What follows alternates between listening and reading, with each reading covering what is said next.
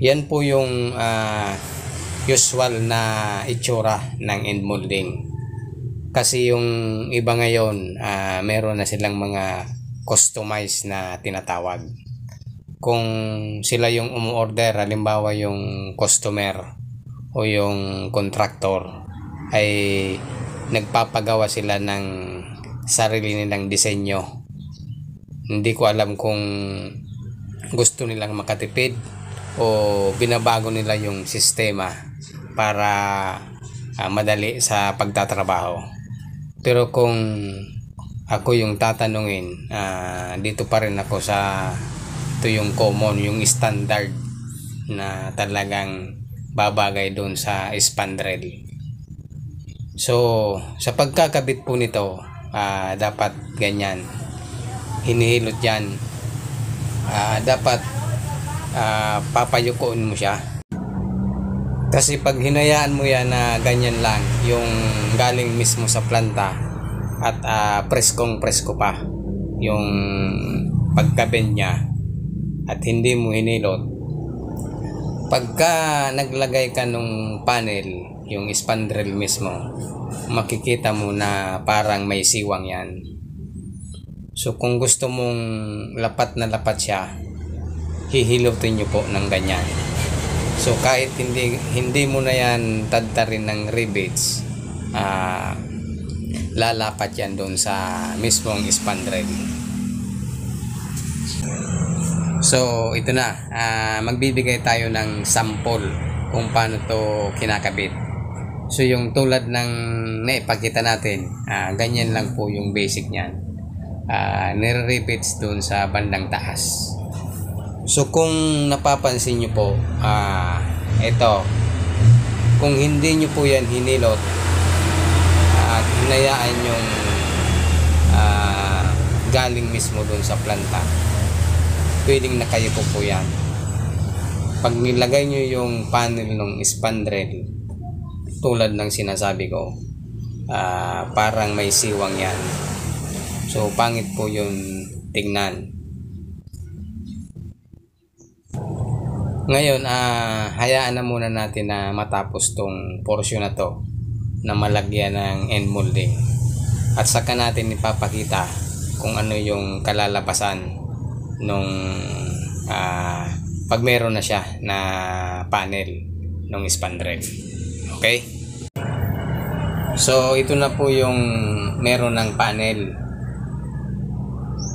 Kung hindi nyo po yan hinilot, hindi ganyan yung magiging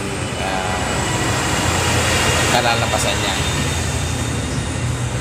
Ito nga hindi pa masyadong lumapat kasi hindi uniform yung pagkahilot niya. So dapat madiin yung pagkahilot nyo para lapat na lapat talaga.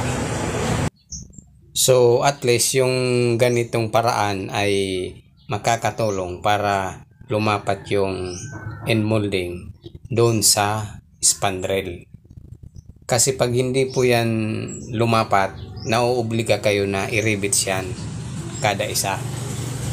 So ang dating niyan parang marumi siyang tignan. Kaya para makuha mo yung magandang resulta, yun nga, dapat hilutin mo siya para lumapat mismo doon sa spandrel. So ito, uulitin natin yung proseso, yung sistema, kung paano natin mapapaganda yung resulta sa pagkakabit nitong end molding. So tulad ng naipakita natin kanina na dapat hinihilot po yung pinakaibabaw mismo ng end molding. Ito po siya, itong parte na to, dapat ito po yung bibigyan nyo ng pansin. Kasi pag hinayaan nyo yan na ganyan lang, yung galing mismo sa planta, tulad ng nasambit natin kanina, medyo nakabuka yan. So para maganda yung resulta, pag naglagay na kayo ng panel, ng spandrel, ito po ay medyo hinihilot. Kahit anong paraan po, pwede nyong i-apply. Basta magawa nyo ng solusyon na hindi lalaylay itong pang-ibabaw. Kasi yan yung makikita nyo pagka meron ng yung spandrel, makikita nyo siya kung lumapat doon sa panel. So pwede nyong gamitan ng kamay o kaya apakan nyo para mapuwersa na dumikit doon sa panel. So wag nyo lang pupukpukin kasi madideform yan. So yung tatansyahin nyo din na tamang tama lang yung diin nyo. Ganyan po yung ginagawa natin bago ikabit itong end molding. So wag nyong hahayaan na kapag bumili kayo galing sa planta ay rekta nyo nang ikakabit. Mas mahirapan po kayo kasi yun nga, lalaylay ang ito yung pangibabaw.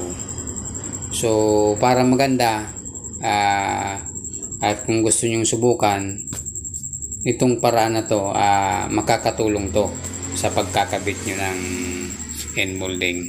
Okay? So ito lang po yung video natin ngayon at salamat.